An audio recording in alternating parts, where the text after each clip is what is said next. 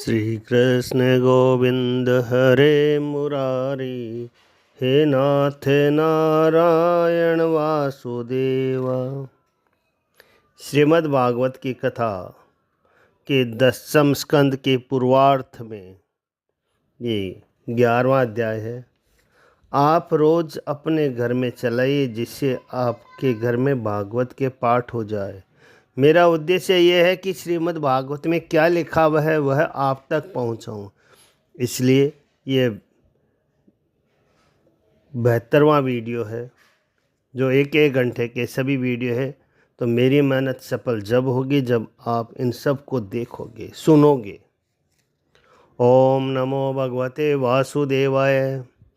श्री सुखदेव जी बोले कि हे कुरुकुल भूषण, वृक्षों के गिरने का शब्द सुन यशोदा अत्यंत व्याकुल होकर दौड़ी और जहाँ उखड़ में कृष्ण को बांधा था वहाँ न तो कृष्ण को पाया और न उखड़ को देखा। तब तो एकाएक घबरा कर हा कृष्ण हा मोहन प्यारे कह कर चिल्ला चिल्ला कर रोने लगी। यशोदा की चिल्लाहट सुनकर नंदादिक समस्त गोप कहने लगे कि यह कोई व्रज गिरा अथवा कोई नया उत्पात हुआ। इस भय से भयभीत हो सब गोप वहां आए जहां वृक्ष गिरे थे। देखा तो पृथ्वी पर यमला अर्जुन वृक्ष उखड़े हुए पड़े हैं। गिरने का कारण विद्यमान है, परंतु गोपों के मन में भ्रम हुआ कि आंधी भी नहीं आई, वृक्ष भी नहीं टूटा, फिर यह वृक्ष आप से आप कैसे उखड़ पड़े। रस्सी से बंधे बालक श्री कृष्ण को उखड़ के खींचते देखा तो श्री ब्रजवासियों ने न जाना और परस्पर कहने लगे कि यह किसी राक्षस का काम है। कहाँ से यहाँ यह आश्चर्य रूप उत्पात हुआ, ऐसे कह ब्रजवासी डरने लगे। वहाँ जो छोटे छोटे बालक खेल रहे थे उन्होंने कहा कि यह श्री कृष्ण उखड़ को खींचते हुए वृक्षों के बीच में चला गया। जब यह उखड़ तिरछा होकर इन दोनों वृक्षों के बीच में अड़ गया तब इसने झटका मारकर खींचा, इससे यह दोनों वृक्ष गिर पड़े। इनमें से दिव्य रूप 2 पुरुष निकले, उनको भी हमने देखा। बालकों की बात को ब्रजवासियों ने तो विश्वास न माना और परस्पर कहने लगे कि इस बालक ने इतने बड़े वृक्षों को कैसे उखाड़ डाला।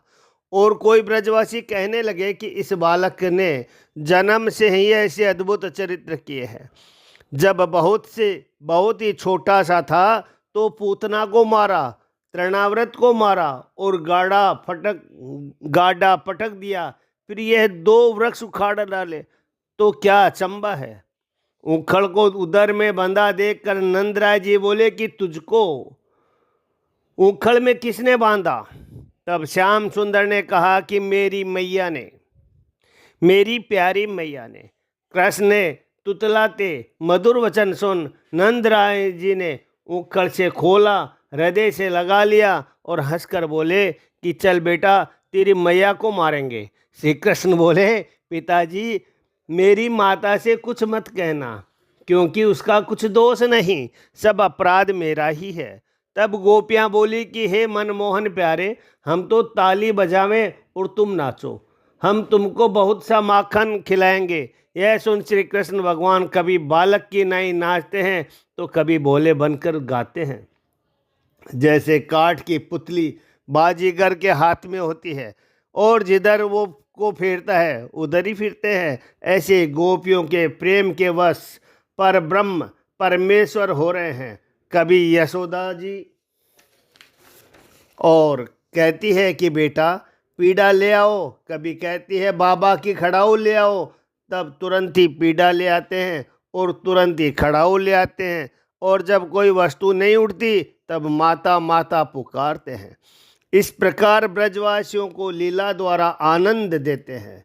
संसार में पंडित लोगों के दिखाने को मैं इस प्रकार भक्त लोगों के वश में हूँ, जैसे नाचते हैं वैसे नचाता हूँ। इस प्रकार बाल लीला करके ब्रजवासियों को प्रसन्न करते हैं और ब्रजवासी आनंदित होते हैं। एक समय फल लो, ऐसा मालिनी का शब्द सुनकर संपूर्ण फलों के देने वाले श्री कृष्ण भगवान धान्य लेकर फल लेने को चले। मालिनी ने उनके धान्य डाल देने के उपरांत मनमोहन प्यारे को परम प्यारी छवि देख उनके दोनों हाथ फलों से भर दिए। तब व्रज रत्न से ने उसकी डलियां रत्नों से भर दी। यमलार्जुन वृक्षों के उखाड़ने वाले श्री कृष्ण यमुना के तीर पर बालकों के संग बलभद्र जी सहित खेल रहे थे। उनको रोहिणी ने पुकारा। दोनों भाई खेल में ऐसे मग्न हो रहे थे कि रोहिणी के बुलाने से भी न आए। तब पुत्र से प्रेम करने वाली यशोदा जी को रोहिणी ने बुलाने के लिए भेजा। बालकों के संग श्री कृष्ण बलदेव के खेलते जब बहुत दिन चढ़ गए, तब यशोदा के पुत्र के स्नेह के कारण स्तनों में से दूध टपकने लगा। तब यशोदा जी श्री मनमोहन प्यारे को बुलाने लगी। हे कृष्ण, हे कमल दल लोचन, हे पुत्र प्यारे, स्तनपान कर ले, तू खेलते खेलते थक गया होगा। हे तात, तुझको भूख बहुत लगी होगी, अब खेलने को रहने दे, संध्या को फिर खेलना। हे राम, हे मोहन, हे नंदलाल, हे कुलभूषण, शीघ्र छोटे भाई को अपने साथ लेकर घर को आओ। प्रातःकाल की कलेऊ करके गया था, अब आकर भोजन कर लो। अरे खेलने के मतवाले ब्रजनाथ, तुझ बिना भोजन करने को बैठे हैं, तेरे आने की बाट देख रहे हैं। तुझको बूढ़े बाबा की दया नहीं आती, तू आकर हमको प्रसन्न कर। इस बात को सुनकर कृष्ण आए। तब बालक बोले कि जैसे जैसे करके तो खेल जमा है, अब श्री कृष्ण जाते हैं, अब इसको कभी नहीं अपने साथ खेलने देंगे। यह बात सुनकर श्री कृष्ण फिर खेलने लगे। तब यशोदा बोली कि अरे बालको, तुम्हारे घर बार है कि नहीं, क्यों नहीं अपने घरों को जाते। हे पुत्र, तुम्हारा शरीर धूलि में सन रहा है, अब तुम चलकर स्नान करो, और आज तुम्हारा जन्म नक्षत्र है। इससे पहले स्नान करके ब्राह्मणों को अच्छे अच्छे दूध देने वाले गायें दान कर दो। जब मोहन प्यारे बुलाने से न आए, तब कहने लगी कि तेरी बराबर के बालकों को उनकी माताओं ने उनको स्नान कराकर सुंदर सुंदर वस्त्र और आभूषण भी पहना दिए। देख तो ले, तू इनके सामने कैसा बुरा लगता है। इसे तू भी शीघ्र स्नान करके भोजन कर ले, फिर मैं तुझे अच्छे अच्छे वस्त्र और गहने पहनाकर, नेत्रों में काजल लगाकर, चंदन के ऐसे सुंदर खोर लगाऊंगी मानो तेरे मस्तक पर द्वितीय का चंद्रमा उदय हुआ हो। हे राजा परीक्षित, प्रेम में मत वाली यशोदा जी ब्रह्मादिकों के मुकुटमणि श्री कृष्ण चंद्र को अपने पुत्र मानकर बलदेव समेत श्री कृष्ण का हाथ पकड़कर मंदिर में ले आई, और शरीर में उबटन मल गर्म जल से नहवाए, वस्त्र आभूषण पहनाने में अच्छे अच्छे दूध की गायें मंगवाकर उनके हाथ से दान कराई। इस प्रकार का उत्सव किया। श्री सुखदेव जी बोले कि जब व्रज में बड़े बड़े उत्पात होने लगे, तब नंदादिक वृद्ध व्रजवासियों ने विचार किया कि महावन में तो नित्य नए उत्पात होते हैं, अब गोकुल के हित का कोई विचार करना चाहिए। उनमें जो कि ज्ञान और अवस्था करके अधिक देश काल के तत्व को जानने वाले और बलभद्र और श्री कृष्ण चंद्र से अतिहित करने वाले उपनंद नाम गोप थे, वे बोले कि गोकुल के हित की इच्छा करके उपनंद कहने लगे कि हम यहाँ से हटकर और स्थान पर वास करेंगे, क्योंकि यहाँ बालकों के विघ्न करने वाले बहुत से उत्पात होते हैं। बालकों की घाती का पूतना राक्षसी के हाथ से जैसे तैसे कर यह बालक बचा है, और एक समय संकट उसके ऊपर गिरा, उस विपत्ति से भी भगवान की कृपा से बचा है। एक समय तृणाव्रत बबूले का रूप धरकर इस बालक को आकाश में उड़ा कर ले गया, और वहाँ से उसने शिला के ऊपर पटक दिया। वहाँ भी देवताओं ने इसकी रक्षा की है। यह बालक उखड़ में बंधा हुआ दोनों वृक्षों के बीच में फंस गया और मरने से बचा। वहाँ उस समय और बालक भी कोई नहीं था, वहाँ भी इस बालक की परमात्मा ने रक्षा की है। अब परमेश्वर और कोई दूसरा उत्पात व्रज में न खड़ा करते, इससे पहले कि बालकों को यहाँ से लेकर और दूसरी ठोर कहीं चल बसे। पशुओं का हितकारी और नए नए बाग बगीचे पुष्प वाटिकाओं वाले श्री वृंदावन नाम वन है, और वही अतीव उत्तम गोपी गायों के रहने के योग्य स्थान है, और महापवित्र जहाँ गोवर्धन पर्वत है, यमुना जी का किनारा है, वहाँ तृण जल लता और उत्तम सब प्रकार के वृक्ष है। उस वृंदावन का वास सदैव अच्छा है। आपकी इच्छा हो तो गाड़ियों को जोतो और गायों को हाँक लो, अब विलंब करने का समय नहीं है। इस प्रकार उपनंद गोप ने नंद जी से कहा। उपनंद गोप के वचन सुनकर जब सब वृद्ध जनों ने कहा, धन्य है आपकी बुद्धि को, आपने बहुत अच्छा कहा।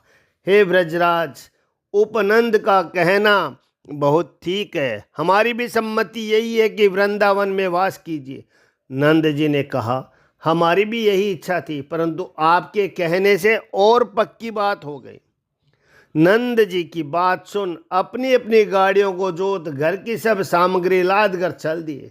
हे राजा परीक्षित, प्रथम सब सामान को गाड़ियों में भरकर ऊपर वृद्ध बालक स्त्रियों को बैठा कर धनुष बाण हाथ में ले लेकर सब ब्रजवासी सावधान हो गायों को आगे कर चारों ओर बड़े बड़े रणसिंगा बजाते और तुरही का शब्द करते पुरोहित को संग लेकर सब गोकुलवासी वृंदावन को चल दिए।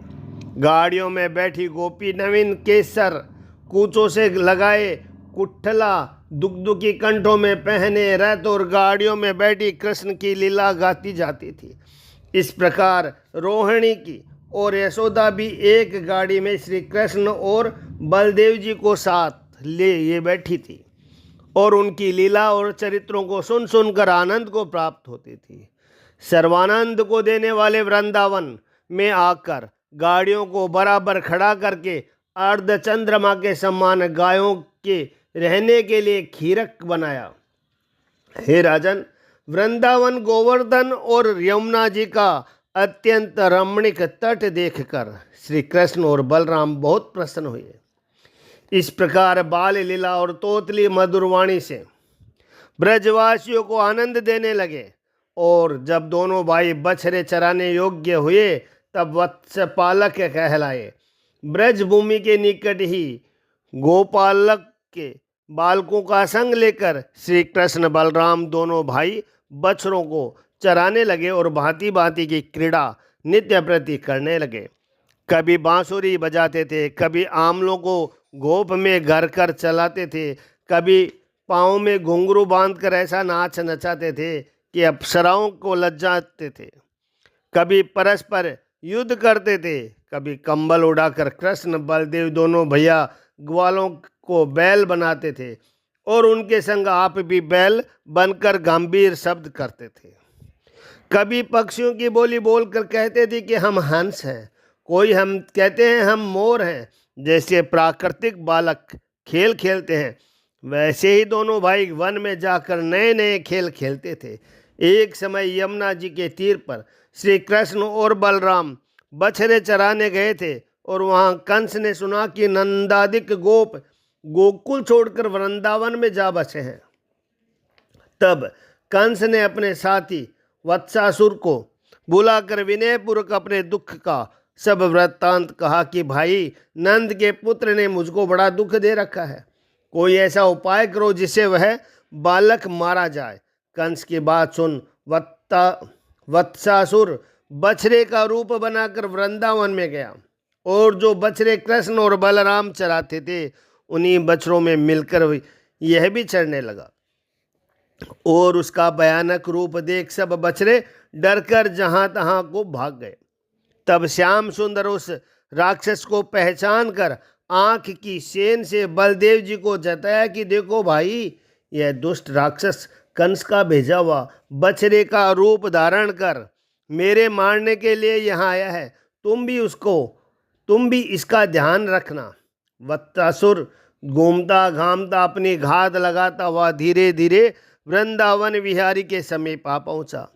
श्री कृष्णचंद्र जी ने उसका पिछला पैर पकड़कर एक केंत के पेड़ की जड़ से घुमाकर ऐसा पटका कि उसके प्राण निकलकर परम धाम को सिधार चले। बड़े भारी शरीर वाले वत्सासुर दैत्य केथे के वृक्ष सहित पृथ्वी पर गिर पड़ा। उसको गिरा हुआ देखकर सब बालक अत्यंत विस्मित हो धन्य धन्य कहने लगे और अत्यंत प्रसन्न हो देवताओं ने आकाश से फूल बरसाए। समस्त लोगों की रक्षा करने वाले श्री कृष्णचंद्र और बलदेव दोनों भ्राता बछड़ों के वत्सपाल होकर प्रातः काल का कललेवा लेकर वन में जाकर बछड़ों को चराते और अनेक अनेक प्रकार की लीला विहार करते थे। जब कंस ने वत्सासुर के मारे जाने का वृत्तांत सुना तो बड़ा सोच किया और उसके भाई बाकासुर से जाकर कहा कि तू अपने भाई का बदला ले और उस दुष्ट कृष्ण को मारकर मेरी छाती ठंडी कर। यह बात सुनकर बाकासुर बगले का रूप धारण कर वृंदावन में आया और कालिंदी के किनारे पर्वताकार हो मुंह फैलाकर इस घात में जा बैठा कि श्याम सुंदर यहाँ आए तो निकल जाऊं। उस दिन सब बालक अपने अपने बछड़ों के समूह को यमुना जी के निकट जल पिलाने के लिए गए और वहां जाकर बछड़ों को जल पिलाया और आप भी पिया। और वहां उन बालकों ने ब्रज से टूटे गिरे पर्वत के शिखर के तुल्य बड़े मुख वाले एक पक्षी देखा और उसको देखकर अत्यंत भयभीत हुए। यह महाबली तीक्ष्ण चोंच वाला बगले का रूप धारण किए बाकासुर नाम दैत्य था। वह बलवान बकासुर आकर श्री कृष्ण को शीघ्र ही निगल गया और बोला कि मैंने आज अपने वत्सासुर का बदला ले लिया। जब श्री कृष्ण को बाकासुर लील गया तब बलदेवादिक सब बालक बिना प्राणों की इंद्रियों के समान अचेत हो गए और रो रो कर कहने लगे कि हाय, हम यशोदा जी को जाकर क्या उत्तर देंगे जिसने अपना प्यारा पुत्र हमको सौंप दिया था। सब दौड़े हुए बलदेव जी के पास आए और वृतांत सुनाया कि हमने बहुत तेरा बरजा परंतु श्याम सुंदर ने हमारा कहना एक न माना। अब हम क्या करें और क्या न करें। बलदेव जी बोले कि तुम घबराओ मत, उस दैत्य को मारकर मनमोहन प्यारे अभी आते हैं। उसी समय गायों के पालने करने वाले नंद के दुलारे ग्वालों के प्यारे यशोदा के नेत्रों के तारे जगत के गुरु ब्रह्मा के पिता श्री कृष्ण जी ने अग्नि के अंगारे के समान उसके तालू को जलाना आरंभ किया। तब उस बाकासुर ने श्री कृष्ण को तुरंत ही उगल दिया और उनके शरीर से कुछ भी कष्ट न हुआ। तब तो अत्यंत क्रोध करके फिर बाकासुर ब्रज विहारी के ऊपर को धाया। सज्जनों के सहायक देवताओं के आनंददायक श्री कृष्ण यदुनायक कंस के सखा बाकासुर को फिर आता देख दोनों हाथों से उसकी चोंच पकड़कर सब बालकों के देखते देखते तृण के समान चीर कर फेंक दिया। उस समय सुरपुर निवासी देवता बाकासुर को मारने वाले श्री कृष्ण चंद्र के आनंद कंद के ऊपर नंदन वन के मालती के पुष्पों की वर्षा करके दुंदुबी और शंख बजाकर उनकी स्तुति करने लगे। इस कौतुक को देख देख कर ग्वाल बाल आश्चर्य मानते हैं। जैसे इंद्रियां प्राण आने से आनंदित होती है वैसे ही बलभद्रादिक सब बालक बाकासुर के मुख से निकले हुए श्याम सुंदर प्यारों को देखकर आनंदित हुए और छाती से लगाकर सब बालक उनसे मिले और बछड़ों को इकट्ठा करके बारंबार प्रशंसा करने लगे। यह सुनते ही गोप और गोपी बहुत संशय करने लगे और बड़े आदर सत्कार से श्री कृष्ण को देखने लगे जैसे कोई मृतक होकर घर आ जाता है।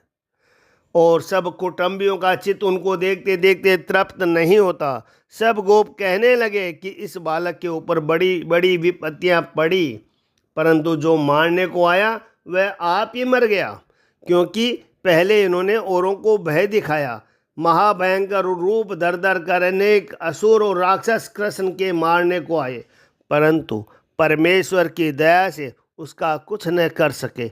आप ही मरने के लिए इसके पास आए। जैसे अग्नि में आकर पतंगे जल जाते हैं वैसे ही आप ही आकर मर जाते हैं। अहो देववादियों की वाणी कभी मिथ्या नहीं होती। जो जो बात गर्गाचार्य कह गए थे वह सब बात अब सत्य होती जाती है। इस प्रकार कृष्ण बलराम की रसी भरी बातें इस प्रकार कृष्ण बलराम की रस भरी बातें कह कर नंदादिक आनंदित होते हैं और सुख पाते हैं। जिन्होंने भवसागर की वेदना को कुछ न समझा, इस प्रकार आंख मिचौनी पुल बांधने, बंदरों के सम्मान कूदने और कौमार अवस्था के खेल करके श्री कृष्ण बलराम कौमार अवस्था व्यतीत की।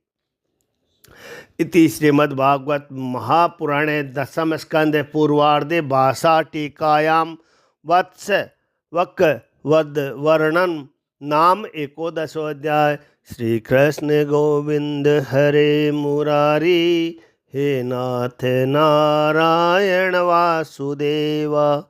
ओम नमो भगवते वासुदेवाय। श्री सुखदेव जी बोले कि हे राजन, एक दिन वन में भोजन करने के विचार से प्रातःकाल उठकर सुंदर संगी बजाकर अपने प्यारे ग्वाल बालों को जगाकर कलेवा बांध बछड़ों को आगे कर श्री कृष्ण चंद्र घर से निकले।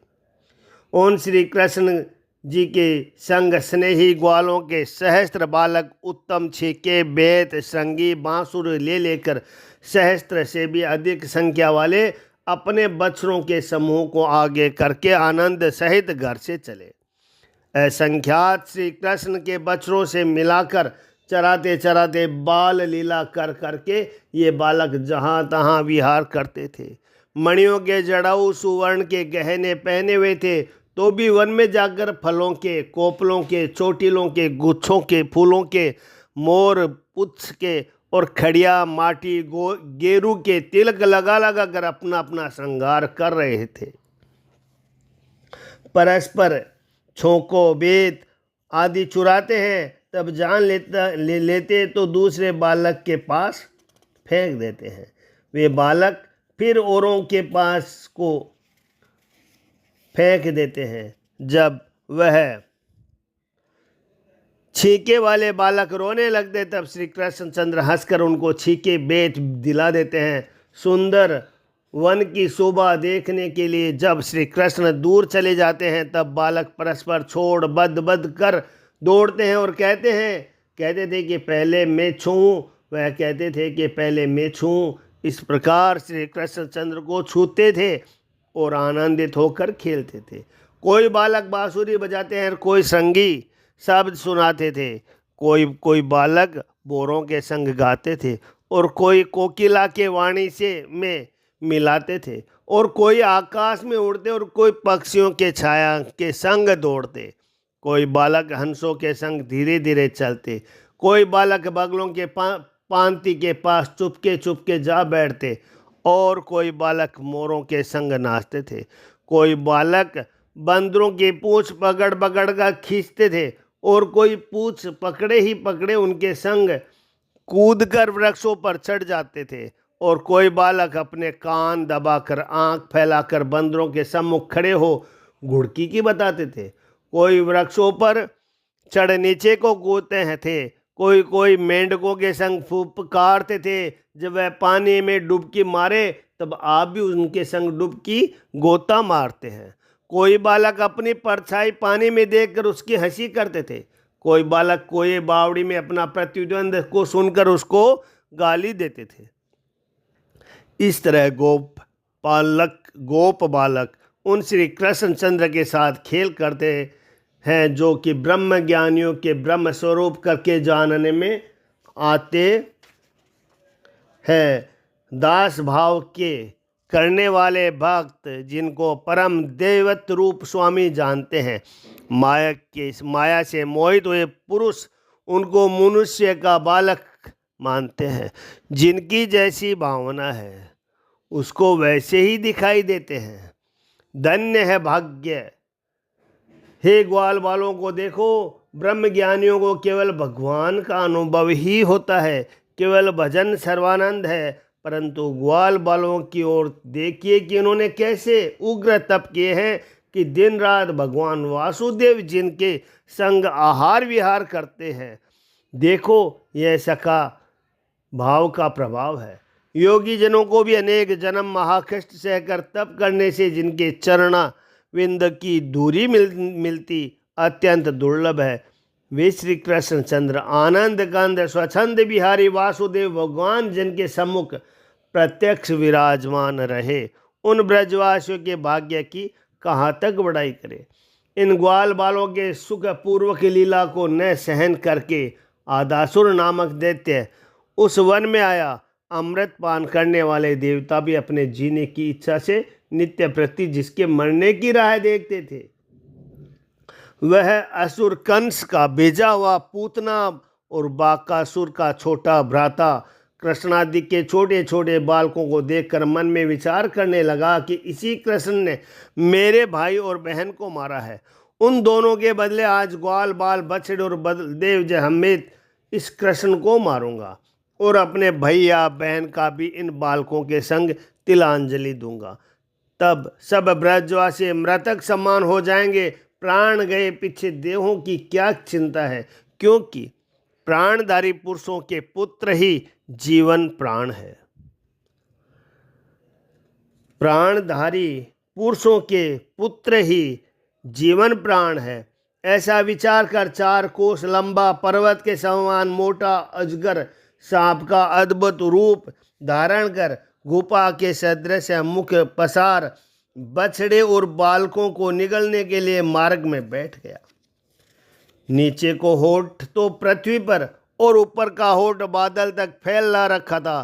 पर्वत की गुफा के समान जिसका मुख पहाड़ के शिखर के सदृश, जिसकी दाढ़ें गुड कंदराओं के तुल्य मुख से अंधकार, बड़े बड़े लंबे चौड़े मार्ग की नाई, जिसकी जीभ कठोर पवन के समान, जिसका श्वास और अग्नि के तुल्य जिसकी दृष्टि थी।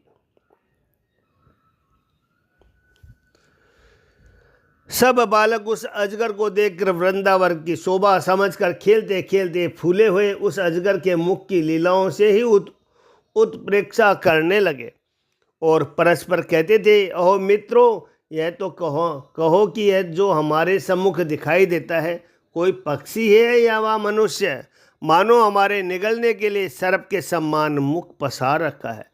सूर्य के किरणों से लाल लाल बादल ऐसे दृष्टि आते हैं मानो सर्प का ऊपर वाला होठ है, और सूर्य के परछाई से सब पृथ्वी ऐसी लाल दिखाई देती है मानो सर्प के नीचे की ठोड़ी है।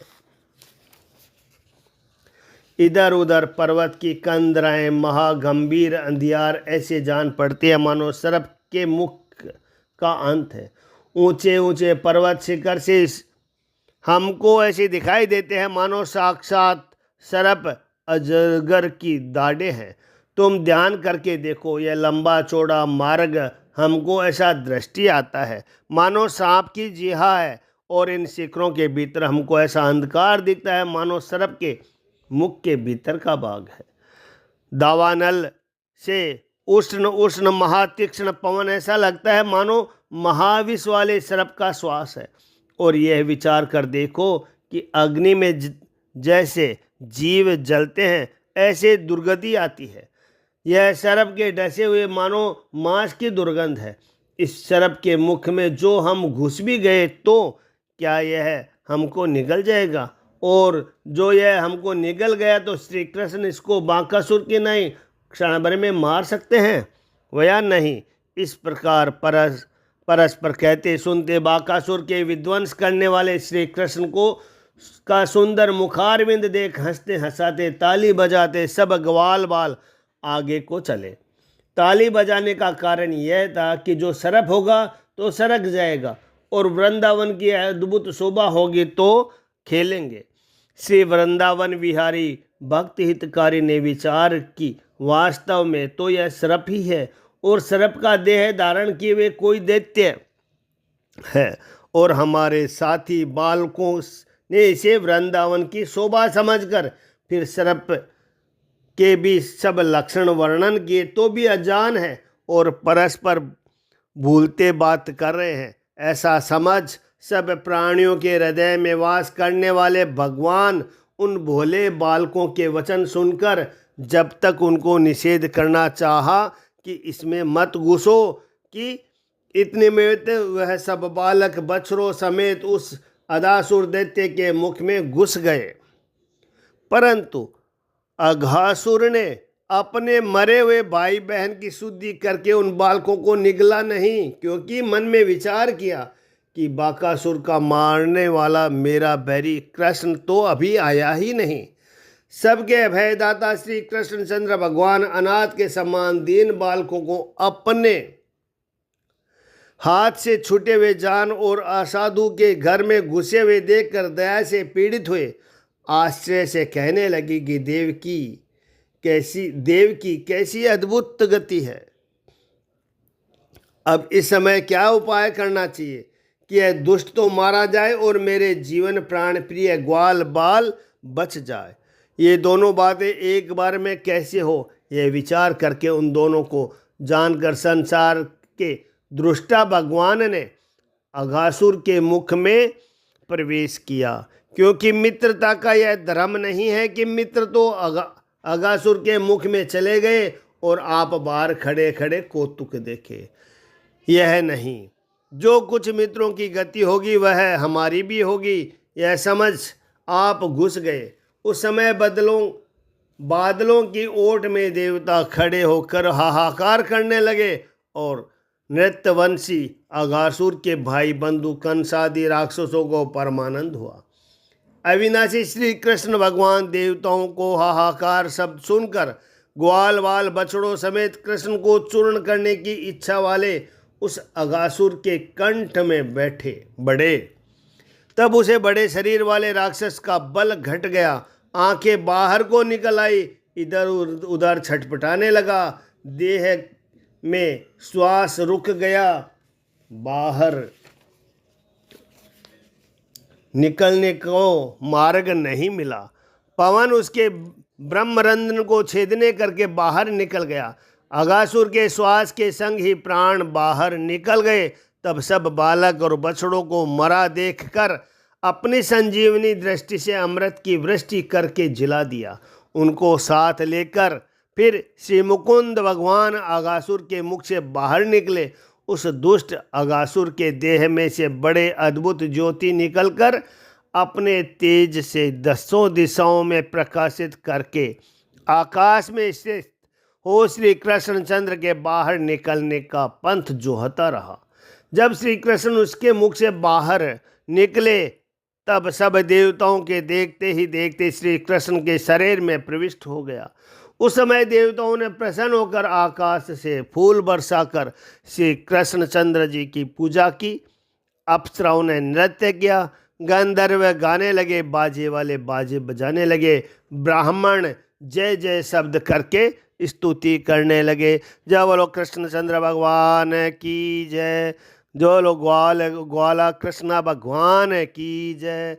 यह अद्भुत स्रोत और गीत वाद जय आदि और अनेक उत्सव मंगल शब्दों को सुनकर ब्रह्मा जी ब्रह्मलोक से शीघ्र ही चले आए और श्री कृष्ण के महिमा देखकर आश्चर्यमय हुए। श्री सुखदेव जी बोले कि हे परीक्षित, उस अजगर का सूखा हुआ अद्भुत खगोड़ल वृंदावन में बहुत दिनों तक ब्रजवासियों के बालकों को खेलने के लिए एक गुफा हो गई। मुख के मार्ग में घुसे और नेत्रों के मार्ग से निकल आए, नेत्रों के मार्ग में से घुसे और मुख के मार्ग से निकल आए। इस प्रकार दिन रात विहार करते रहे। श्री कृष्ण भगवान बालकों और अपने आप को मृत्यु से छुड़ाना और अघासुर को मोक्ष का देना, ये सब काम 5 वर्ष की अवस्था में किए। परंतु इसका आश्रय मानकर सब बालकों ने ब्रज में श्री कृष्ण को पौगंड अवस्था अर्थात 5 वर्ष के व्यतीत होने के उपरांत 6ठे वर्ष के मध्य में यह अद्भुत लीला भगवान की ऐसा कहा। माया से मनुष्य बालक के रूप धारण किए हुए संपूर्ण स्थावर जगम के आदि कारक परमात्मा श्री कृष्ण भगवान के स्पर्श से महापापी अघासुर पवित्र हो गया। जो बात असत्य पुरुषों को महादुर्लभ है, ऐसे भगवत रूप में वह लय हो गया। और यह बात आश्चर्य की नहीं है, क्योंकि जिसकी मनोहर मूर्ति प्रहलादिक भक्तों ने एक बार ही जबरदस्ती मन में धारण की और उसी के प्रभाव से उन लोगों ने मोक्ष पाई, तो सदैव अपने आनंद आत्मानंद के अनुभव से और माया करके रहित श्री कृष्णचंद्र भगवान के शरीर में अघासुर का प्रवेश होने से उसकी मुक्ति हुई। तो इसमें क्या आश्चर्य है। सोनकादिक ऋषिश्वरों से सूत जी बोले कि हे ब्राह्मणों, इस प्रकार अपनी माता के गर्भ में यदुकुल के देव श्री कृष्णचंद्र से रक्षित हुए राजा परीक्षित अपनी रक्षा करने वाले श्री कृष्णचंद्र के विचित्र पवित्र चरित्र सुनकर व्यास नंदन श्री सुखदेव जी से फिर उसी प्रसंग संबंधी प्रश्न किया, क्योंकि उन चरित्रों के सुनने से राजा परीक्षित का मन अपने वश में हो गया था। राजा परीक्षित बोले कि हे ब्राह्मण, श्री कृष्ण महाराज ने कुमार अवस्था में जो लीला की वह बालकों ने पौगंड अवस्था में गाई। यह 1 वर्ष का अंतर बीच में कैसे पड़ गया। बड़े बड़े योगी राज, हे गुरु, यह बात मुझको समझा कर कहो। मेरे मन में बड़ा आश्चर्य है, क्योंकि यह निश्चय भगवान की माया है और कुछ नहीं। हे गुरु, है तो हम क्षत्रिय वंशी, परंतु तो भी हम संसार में अतिशय धन्य हैं, क्योंकि जिस दिन ब्राह्मण का श्राप हुआ उसी दिन से और भी धन्य है। और जब तुम्हारे दर्शन किए तब से धन्यंत्र हुए। अब जो तुमसे बारंबार कृष्ण कथा अमृत पान करते हैं, इसीलिए अतिशय करके आज हम धन्य हैं। श्री सूत जी बोले कि हे हरि भक्तों, इस प्रकार राजा ने प्रसन्न करके अपने सदा दिखाई दूसरे हरि का स्मरण करते ही प्रथम तो श्री सुखदेव जी का समस्त इंद्रियां नारायण में लय हो गई। फिर व्यास नंदन श्री सुखदेव जी बड़े कष्ट से फिर नेत्र खोलकर भक्तों में श्रेष्ठ राजा परीक्षित से कहा। इति श्रीमद्भागवते महापुराण दशम स्कंद पूर्वार्थ भाषा टीकायाम मघासुरवध निरूपणम नाम 12वाध्याय।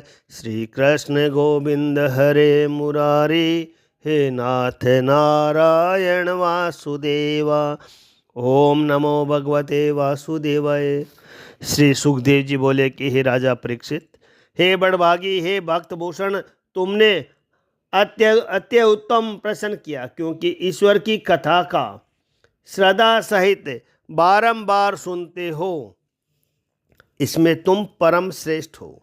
सार वस्तु के ग्रहण करने वाले सज्जनों का यह स्वभाव है, क्योंकि जिन पुरुषों की वाणी, कान और मन यह सब भगवान की कथा में लगे रहते हैं, वाणी से कृष्णचंद्र के गुण वर्णन करते हैं, कानों से नित्य नई कथा सुनते रहते हैं और मन से श्याम सुंदर के स्वरूप का ध्यान करते रहते हैं, इस प्रकार भगवान की वार्ता में क्षण क्षण प्रति ध्यान लगाए रहते हैं और वे कथाएं ऐसी प्रिय लगती है मानो कभी नहीं सुनी। जैसे विषय पुरुषों को स्त्रियां की बातें प्यारी लगती है। हे राजा परीक्षित, यह कथा परम गुड है, तो भी मैं आपको कहता हूँ, क्योंकि कैसी भी गुप्त वार्ता हो, गुरु को चाहिए कि अपने प्यारे शिष्य के सामने सब कहे, उसे आप सावधान होकर सुनिए। अघासुर के मुख में से मृतक बालक और बच्चों को जिलाकर यमुना जी के किनारे अत्यंत रमणीक रेती में उनको लाकर श्री कृष्ण भगवान यह कहने लगे, हे परम प्यारे मित्रों, यह अत्यंत रमणीक रेती और विहार करने के लिए परम श्रेष्ठ और शोभायमान स्थान है। देखो कैसे सुंदर और स्वच्छ बालू के कोमल कोमल बिछोने बिछ रहे हैं, रंग रंग के कमल खिल रहे हैं, उन पर सुगंध के लोभ और भौरे गुंजार रहे हैं और जल पक्षियों के शब्दों की प्रतिध्वनि से चारों ओर से के वृक्ष शब्दायमान हो रहे हैं। यहाँ बैठकर कलेवा कर लो, दिन भी बहुत चढ़ गया है और भूख भी अधिक लग रही है। बछड़ों को भी जल पिलाकर यहीं चढ़ने के लिए छोड़ दो। सहज सहज में घास चरते रहेंगे। श्री कृष्णचंद्र जी ने सब बालकों के वचनों को मान बछड़ों को पानी पिला, हरी हरी घास के चरने को छोड़ दिया और अपने अपने छीकों को खोल खोल कर छाछ परोस श्री कृष्ण के संग सब भोजन करने को बैठे। ब्रजवासियों के बालक श्री कृष्ण चंद्र के चारों ओर अनेक पंक्तियों की मंडली बनाकर एक साथ बैठे। यदुनाथ के सम्मुख मुख करने से जिनकी दृष्टि प्रफुल्लित हो रही थी, जैसे कमल की कली के चारों ओर पंखुड़ियों की छवि दिखाई देती है, ऐसे ही श्री कृष्ण चंद्र तो कली के समान थे और ग्वाल बाल पंखुड़ी के समान इस प्रकार यमुना की रेती में शोभायमान जान पड़ते थे। किसी बालक ने फूलों की पत्तल बनाई, किसी ने पंखुड़ियों के पत्तल बनाई, किसी ने पत्तों के पत्तल बनाए, किसी ने अंकुरों के पत्तल बनाई और किसी ने फलों के पत्तले बनाई और किसी ने वृक्षों की छाल छीलकर पत्तल बनाई और उन पर भांति भांति के भोजन परोसे। किसी ने छीके में भोजन करने का विचार किया, कोई शिला पर ही अपना भोजन परोस कर खाने को बैठ गया। सब बालक अपने अपने भोजन पृथक पृथक प्रकार के आप खाते और अन्यों के स्वाद दिखाते और चखाते, परस्पर हंसते हंसते ठडे उठाते श्री कृष्ण के साथ भोजन कर रहे थे। फेंटे में बांसुरी धारण कर रहे थे। श्रृंगी वेद की छड़ियों को काख में दाब रखे थे। दही भात से लिपटा हुआ ग्रास बाएं हाथ में ले रहे थे और बेर, आमले, नींबू, आम, जामुन आदि फल अंगुलियों में धर लिए थे। यज्ञ भोक्ता भगवान चारों ओर अपनी मित्र मंडली में बैठे उनसे हंसी की बातें कह कर उनको हंसाते जाते थे और धीरे धीरे भोजन खाते जाते थे। इस बाल चरित्र का स्वर्ग में देवता देख देख कर आश्चर्यमय हो मन ही मन कहते थे कि देखो यज्ञ भोक्ता भगवान किस प्रकार आनंदित होकर ब्रजवासियों के बालकों की जूठन छीन छीन कर खा रहे हैं। पूर्व जन्म में इन्होंने पूर्ण पुण्य किए हैं। हे भरतवंशोत्पन्न राजा परीक्षित, इस प्रकार श्री कृष्ण में मन लगाए ग्वाल बाल भोजन कर रहे थे और बछड़े हरी हरी घास के लोभ से बहुत दूर वन के भीतर चले गए। जब बछड़े दूर चले गए तब सब बालक अपने मन में घबराए। उस समय उनको घबराहट दूर करने के लिए भगवान भयहारे उनसे बोले कि हे मित्रों, तुम भोजन करते रहो, उठो मत, क्योंकि ऐसे सुंदर मंडली फिर न बंधेगी। मैं अभी बछड़ों को ले आता हूँ। इस प्रकार सबको धैर्य बंधाकर दही भात का ग्रास हाथ में ले श्री कृष्णचंद्र पर्वत की गुफाओं में, वन में, कुंजों में, गहन स्थानों में अपने बछड़ों को ढूंढते ढूंढते दूर चले गए। हे कुरुकुल भूषण, उसी अवसर में कमलोद्भव ब्रह्मा जी, जो कि प्रथम माया से बालक रूप श्री कृष्ण की क्रिया अघासुर का मोक्ष होना देखकर अत्यंत विस्मय को प्राप्त हो आकाश में खड़े खड़े देख रहे थे। अब फिर श्री कृष्ण की यह दूसरी माया देखने के लिए यहाँ से बालकों को और वन में से बछड़ों को देखकर चुरा कर दूसरे स्थान में ले जाकर अंतर्ध्यान हो गए। यहाँ पर एक शंका है कि भगवान ने अनेक अवतार हुए, परंतु किस अवतार से ब्रह्मा जी मोह उत्पन्न नहीं हुआ। यह बात शास्त्र और पुराणों में बकता है। आचार्य लोग सुन रहे हैं, परंतु कृष्ण अवतार में ब्रह्मा जी को मोह क्यों उत्पन्न हुआ। उत्तर है कि ब्रह्मा जी ने नारद जी को माया में ग्रस्त हुआ देखकर उनकी हंसी की। तब नारद जी ने श्राप दिया कि हे पिताजी, आपको भी माया मोहित करेगी। किसी दिन श्री कृष्ण को भोजन करते देखकर उनकी माया में मोहित हो जाओगे। हे पिताजी, श्री नारायण की माया सर्वोपरि बलवान है। इस नारद के श्राप से कृष्ण अवतार में ब्रह्मा को मोह उत्पन्न हुआ। आगे, जब वन में से बछड़ों को न देखा तब लौटकर फिर यमुना तीर के निकट आए तो यहाँ बालकों को भी न पाया। उस समय बालकों को और बछड़ों को वन में और चारों ओर ढूंढते फिरे। जब वन में कहीं बछड़े और बालकों को न पाया तब विश्व भवन भगवान सब विश्व की गति के जानने वाले श्री कृष्णचंद्र ने अपने मन में जान लिया कि यह सब ब्रह्मा का कौतुक है। यह समझकर जगदीश्वर भगवान ने विचार किया कि जो मैं चुप होकर बैठा रहा तो बालकों की माता रोएगी, और जो ब्रह्मा के पास से छीन कर ले आऊँगा तो ब्रह्मा अपने मन में लज्जित होगा और उसके मन को मोह दूर न होगा। ऐसा विचार कर बालकों की माताओं का आनंद देने के लिए और ब्रह्मा मोह बढ़ाने के लिए विश्व के रचयिता श्री कृष्णचंद्र भगवान ने अपनी ही अनेक रूप धारण किए, अर्थात बछड़े भी आप ही बने और ग्वाल बाल भी आप ही बने। जैसा जिसके बछड़ों का और बालकों का छोटा अथवा बड़ा, जैसे जिसके हाथ पांव थे, किसी के 6 अंगुली थी, जैसे जैसे उनके पास छड़ी संगी बांसुरी छीके थे, जैसे जिनके आभूषण वस्त्र कुसुम्बी हरी पीली गुलाबी पगड़ी थी, जैसा जिसका स्वभाव था वैसा ही स्वभाव रूप गुण नाम अवस्था आहार व्यवहार और लक्षण थे, उसी प्रकार सर्वात्मा भगवान आप बने। सर्वात्मा श्री कृष्णचंद्र भगवान आप ही बछड़े बने, आप ही उनको घेर घेर कर अपने खेलों से खेलने लगे। इसी प्रकार विहार करते हुए आप ही ब्रज में पधारे। हे राजन, जिन जिन ब्रजवासियों के बछड़े थे समूह से अलग अलग होकर उनके खीर को में घुस गए, और जिन जिन ब्रजवासियों के बालक थे वे अपने अपने घरों को चले गए। उन बालकों की माता बांसुरियों का शब्द सुनकर शीघ्रता से उठकर अपने अपने घरों से बाहर निकलकर बालकों को हाथ पकड़ पकड़ कर हृदय से लगाने लगी। स्नेह से स्तनों से में दूध भराया, वही अमृत के तुल्य स्वाद वाला दूध परम ब्रह्म श्री कृष्णचंद्र को अपने पुत्र मानकर पिलाने लगे। फिर पीछे उबटन करके पीछे स्नान कराकर चंदन केसर लगाकर राहने पहनाने लगी। फिर मस्तक पर तिलक लगाकर भोजन कराया। इस प्रकार सब गोपी श्री कृष्णचंद्र को लाड लड़ाती थी और वृंदावन विहारी अपने सुंदर सुंदर चरित्र दिखाकर उनका आनंद देते थे।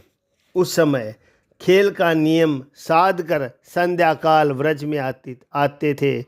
इसी प्रकार गोपियों का मोह कहकर अब गौओं का मोह कहते हैं। गायें दौड़ दौड़ कर रंबाती ब्रज में आती और अपने अपने बछड़ों को बुलाती है। जब बछड़े आते हैं तब अपने अपने बछड़ों को प्रेम से अयन से संचित हुए दूध को उन्हें पिलाती है। बारंबार हित मानकर उनको चाटती जाती है। इस कृष्णचंद्र में सब गोप गोपियों का मैत्री भाव पहले से सम्मान हो गया, परंतु पहले इतना हित नहीं था। अब पहले से अधिक स्नेह बढ़ गया। गाय गोपियों में भी श्री कृष्ण की बाल भावना पहले के समान रीति प्रीति हो गई, परंतु मैं इसका पुत्र हूँ और यह मेरी माता है, यह मोह नहीं रहा। ब्रजवासियों की अपने बालकों में स्नेह रूपी लता एक वर्ष तक धीरे धीरे ऐसी बढ़ी कि जिसकी वृद्धि का पारावार नहीं, जैसे पहले ही देवकी नंदन में बढ़ी थी। इस प्रकार सबके आत्मा श्री कृष्णचंद्र भगवान बछड़े और बालकों के बहाने आप रूप बछड़ों का आप रूप ग्वालों का बनाकर बछड़े चराकर वन में ब्रज में 1 वर्ष तक क्रीड़ा करते रहे।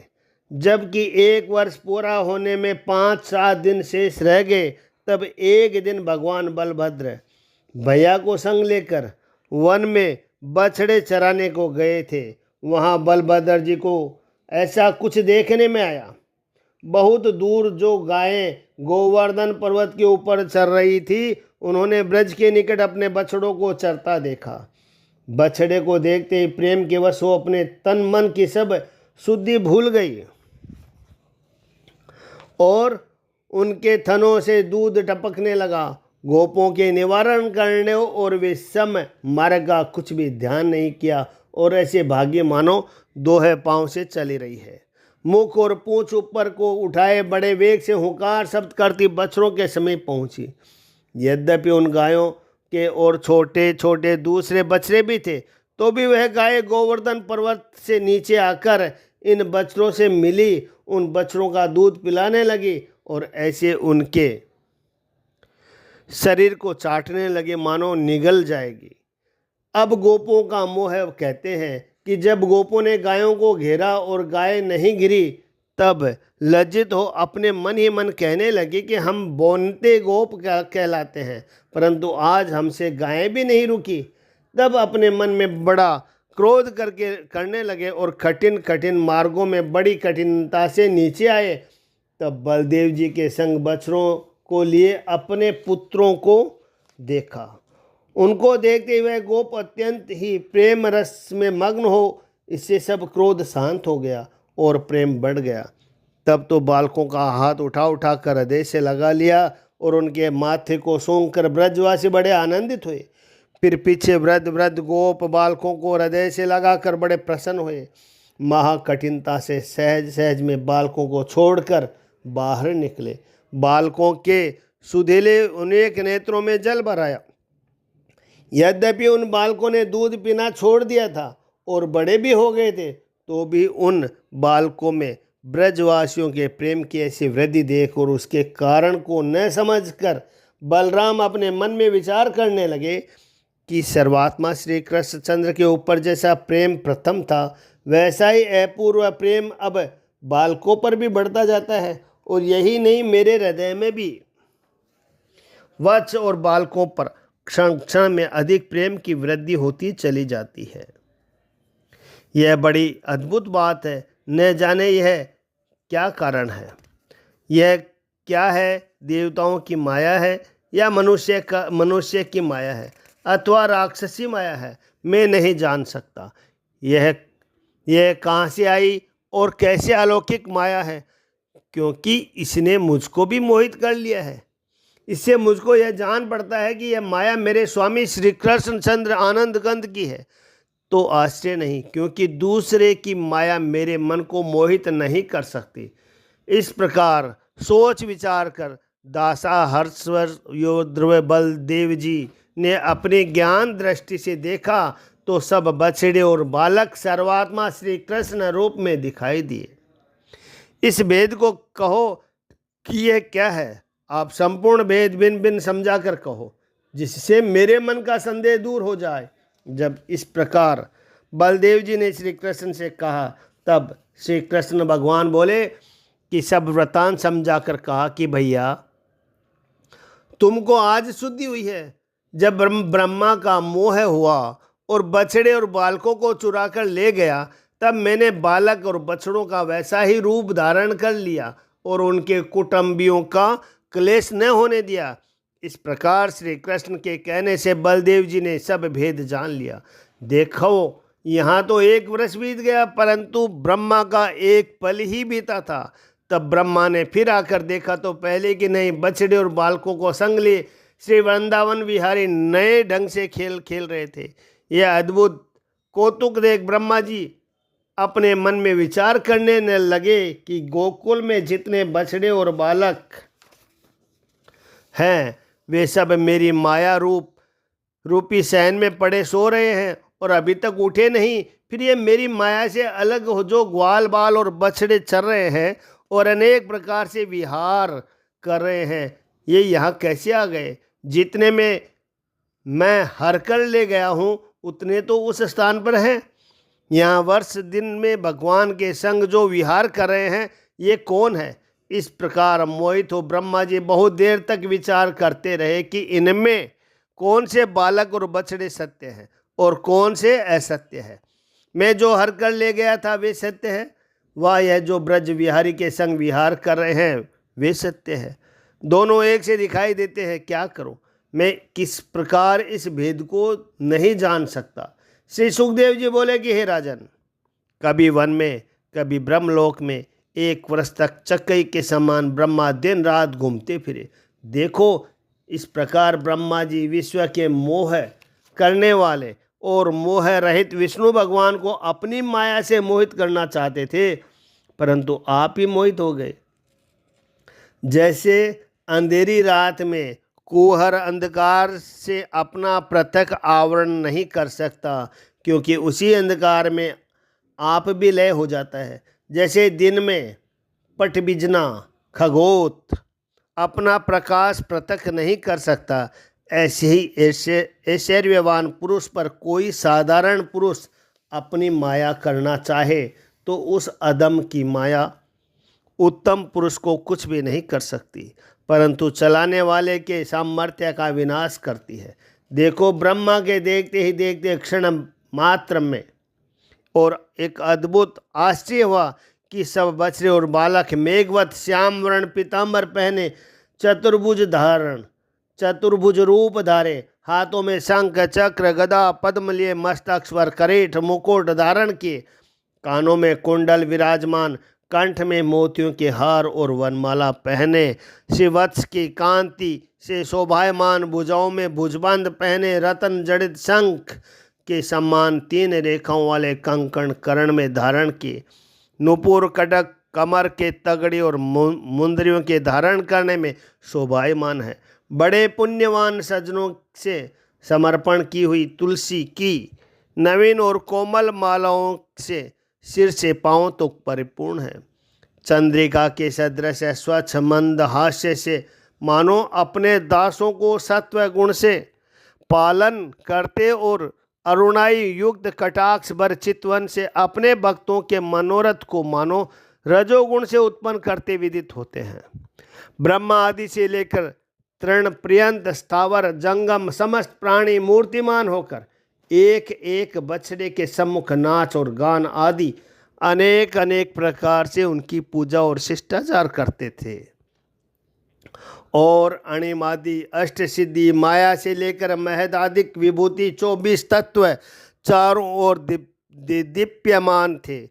काल स्वभाव संस्कार काम कर्म सतगुण रजोगुण तमोगुण यह रूप धारण कर प्रत्येक की सेवा करते थे। इन सब के स्वतंत्र श्री कृष्ण चंद्र की महिमा के आगे नष्ट हो गई थी। सत्य ज्ञान रूप आनंद मात्र एक रस को ब्रह्म मूर्ति वाले तथा जिनके चक्षु आत्मज्ञान है, ऐसे महात्मा पुरुष भी जिनकी महिमा के महात्म्य को नहीं जान सकते, ऐसे सबका रूप ब्रह्मा जी ने देखा। उस प्रकार ब्रह्मा जी ने एक साथ समस्त बछड़े और बालकों को परम ब्रह्म देखा, जिस पर ब्रह्म की कांति से संपूर्ण स्थावर जंगम और यह विश्व प्रकाशमान हो रहा है।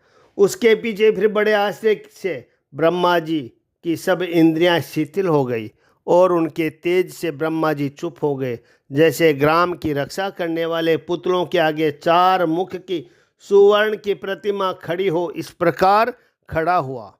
इस प्रकार सरस्वती के स्वामी तरक नार रहित स्वप्रकाश सुख निदान प्रकृति से परे और ब्रह्म से पृथक वस्तु से मिथ्या जिनका ज्ञान प्रतिपादन करने वाले उपनिषदों में से हो सकता है, उस अलौकिक रूप को देखकर और उस महिमा को विचार कर क्या है, ऐसा सोचते हुए ब्रह्मा जी मोहित हो गए और उनकी अवलोकन करने की शक्ति भी जाती रही। तब भगवान श्री कृष्णचंद्र ने ब्रह्मा जी को सब दशा देखकर माया का आवरण उनके हृदय से दूर कर दिया। तब तो ब्रह्मा जी की सब इंद्रियां चैतन्य हो गई। जैसे मृतक पुरुष जी उठे, ऐसे बड़े कष्ट से नेत्रों को खोलकर अपने आत्मा सहित ब्रह्मा जी ने जगत को देखा। जब ब्रह्मा जी ने चारों ओर दृष्टि उठाकर देखा तो सम्मुख ही चारों ओर प्रिय पदार्थ से परिपूर्ण और मनुष्यों के जीविका के लिए वृक्षों से भरा पूरा वृंदावन है। जिस वृंदावन में स्वाभाविक वैर करने वाले सिंह मृग और मनुष्य परस्पर परम मित्र के समान रहते हैं, श्री वृंदावन विहारी के संग रहने से सब प्राणियों का क्रोध और तृष्णा दूर हो गई उस वृंदावन में गोपाल वंश के बालकपन का आचरण करने वाले अनंत अगाध ज्ञान स्वरूप बछड़े और ग्वाल बालों को पहले के समान ढूंढते फिरते थे और हाथ में दही भात ग्रास ले अद्वितीय परब्रह्म श्री कृष्ण चंद्र मुरली मनोहर का दर्शन ब्रह्मा जी को हुआ। जय बोलो कृष्णचंद्र भगवान की जय। इस प्रकार वृंदावन विहारी भक्त हितकारी श्री कृष्णचंद्र को देख उसी समय ब्रह्मा जी अपने वाहन हंस पर से नीचे उतरकर कांचन के दंड के तुल्य अपनी देह से साष्टांग कर चारों मुकुटों को अग्रभाग चरणविंदों से लगा दंडवत कर आनंद रूप आंसुओं के जल से श्री कृष्णचंद्र का अभिषेक करने लगे। प्रथम जो भगवान को अद्भुत महिमा देखी तो उसका बारंबार स्मरण करके श्री गोविंद भगवान के चरणविंदों से उठे और फिर गिर पड़े। इस प्रकार बड़ी देर तक ब्रह्मा पांवों में पड़े रहे। फिर पीछे सहज सहज में उठे, आंसू पूछे भगवान की निहारा, लज्जा के कारण नीचे को गर्दन कर हाथ जोड़ शरीर कंपायमान, मुख से कुछ अक्षर निकले। इस प्रकार गदगद वाणी से ब्रह्मा जी स्तुति करने लगे कि हे नाथ, श्रीमद्भागवते महापुराणे दशम स्कंद पूर्व भारत भाषा टीकाया ब्रह्मणा मोह निरूपण नाम त्रयोदशोध्याय।